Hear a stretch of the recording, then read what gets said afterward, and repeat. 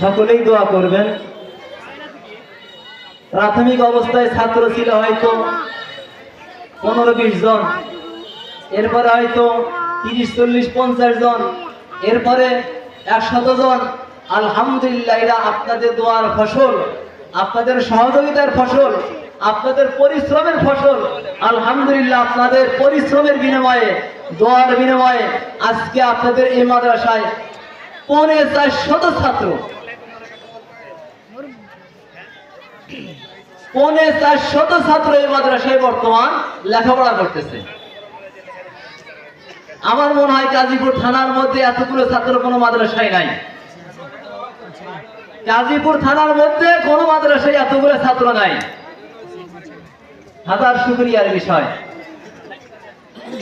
আরেকটা দরখাস্ত, কয়েকদিন পরেই একসাথে 40 থেকে প্রায় 50 জনের কাছাকাছি এর মধ্যেই পবিত্র কোরআন মাজিদ হাতে নিবেন।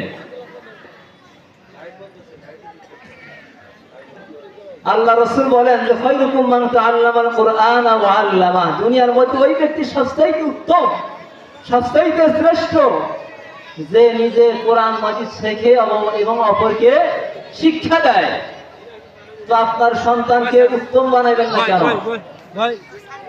আমরা সকলেই চেষ্টা করব যে আমাদের সন্তান যেন দুনিয়ার মধ্যে রাসূলের কথা অনুযায়ী উত্তম হয়, শ্রেষ্ঠ হয়, সম্মানিত হয়।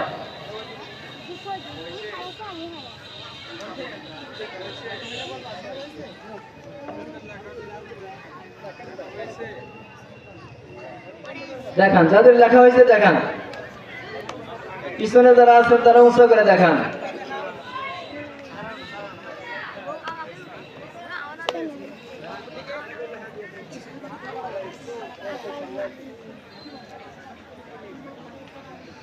এগুলা হাতের মাধ্যমে দেখাইতেছে। আসলে আমরা সময় স্বল্পতার কারণে আমরা এগুলা আপনাদেরকে দেখাইতে পারি না।